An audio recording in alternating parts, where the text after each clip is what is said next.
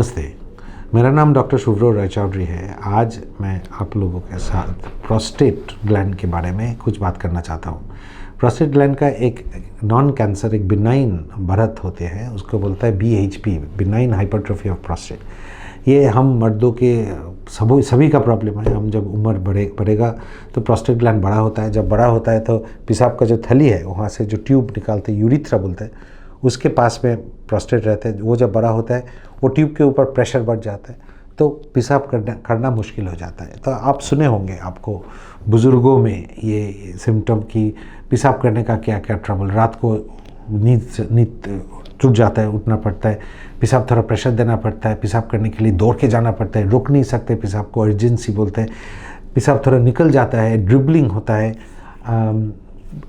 एक जलन होता है पेशाब करने में। ये सारे जो कॉम्प्लेक्स है, बहुत बार पेशाब करना पड़ता है, 2 घंटे के अंदर में 2 बार जाना पड़ा, ऐसा लगता है कि मेरा पेशाब किया लेकिन ये पूरा खाली नहीं हुआ। ये जो एक फीलिंग है इनकम्प्लीट, एम्प्टिंग, ये सब कॉमन है, बहुत कॉमन है।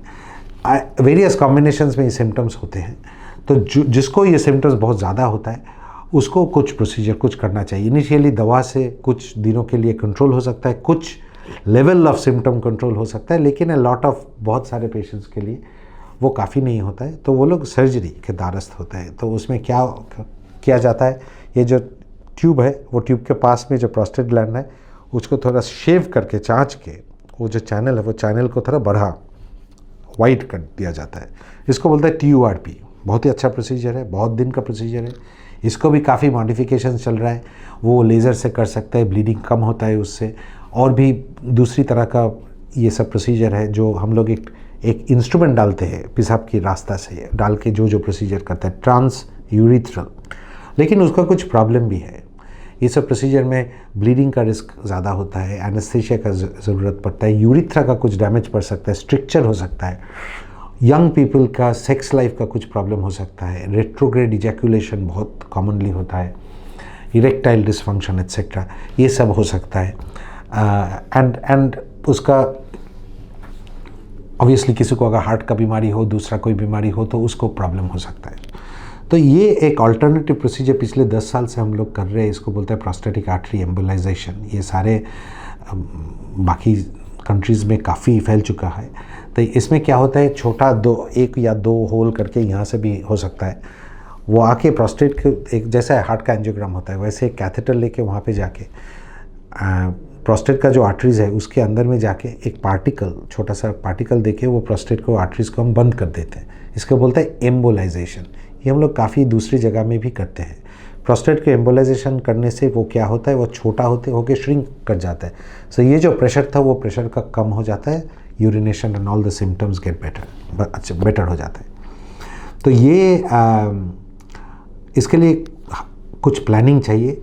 इसके लिए ये जो कौन धमनी आर्टरी प्रोस्टेट को सप्लाई कर ले, उसके लिए हम लोग समटाइम्स एक CT स्कैन करते हैं। अगर कोई कैंसर का कोई डाउट हो तो हम लोग समटाइम्स एक MRI करते हैं। कितना प्रेशर लग रहा है पेशाब करने में, कितना यूरिन आउटपुट हो रहा है, वो देखने के लिए हम लोग एक यूरोडायनेमिक टेस्ट करते हैं sometimes.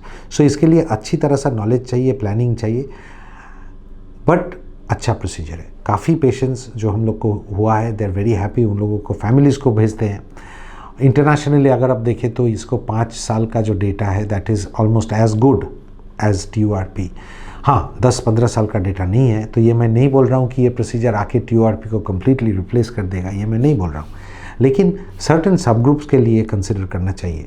For example young patient है जो एक सेक्सुअल फंक्शन का कॉम्प्रोमाइज़ कैन नॉट अफोर्ड कर सकते हैं, ग्लैंड बहुत बड़ा है, 90 ग्राम से ऊपर ग्लैंड है, जितना बड़ा ग्लैंड होता है TURP करना उतना मुश्किल होता है, ब्लीडिंग ज़्यादा होता है।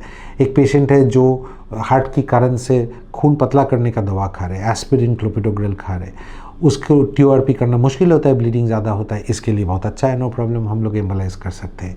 जिसको लॉन्ग टर्म के लिए कैथेटर है, हम लोग कैथेटर को खोल नहीं पा रहे, उसके लिए हम लोग ये प्रोसीजर कर सकते हैं। 5-7 दिन के अंदर में कैथेटर को हम लोग खोल सकते हैं with a high degree of success. So ये प्रोसीजर अच्छा प्रोसीजर है, लेकिन इसको थोड़ा केयरफुली प्लानिंग करना है, केयरफुली एग्जीक्यूट करना है। टेक्निकल कुछ स्किल्स चाहिए, कुछ फाइन इंस्ट्रूमेंट्स का ज़रूरत पड़ता है। ये जो आर्टरीज़ है ये बहुत छोटा पतला आर्टरीज़ होता है, इसके अंदर में जाने में सही जगह में जाके वो डालना टेक्निकल एक्सपर्टीज़ का ज़रूरत होता है और अच्छा किट का ज़रूरत होता है। फॉर एग्जांपल ये जो कैथ लैब है हमारा, इस कैथ लैब में एक सीटी स्कैन भी होता है, जिससे हम लोग को पता चलता है कि हम लोग सही प्रोस्टेट के सही पूरा प्रोस्टेट को बंद किया है या नहीं। हम लोग प्रोस्टेट छोड़ के कोई रेक्टम या पिनाइल आर्टरी ऐसा किसी को तो बंद नहीं किया। ये सब कन्फर्मेशन के लिए एक वो कोन बीम सीटी बोलते हैं, उसको बहुत ज़रूरत होता है। बट ये प्रोसीजर करके अगर हम लोग अच्छी तरह से बहुत सारे पेशेंट को बेनिफिट दे सकते हैं, और सर्जरी का जो ट्रेडिशनल डिफ़िकल्टीज़ हैं एंड सर्जरी का जो पेशेंट सूटेबल नहीं होता है, उसके लिए प्रोसीजर काफ़ी यूज़फुल हो सकता है। Thank you.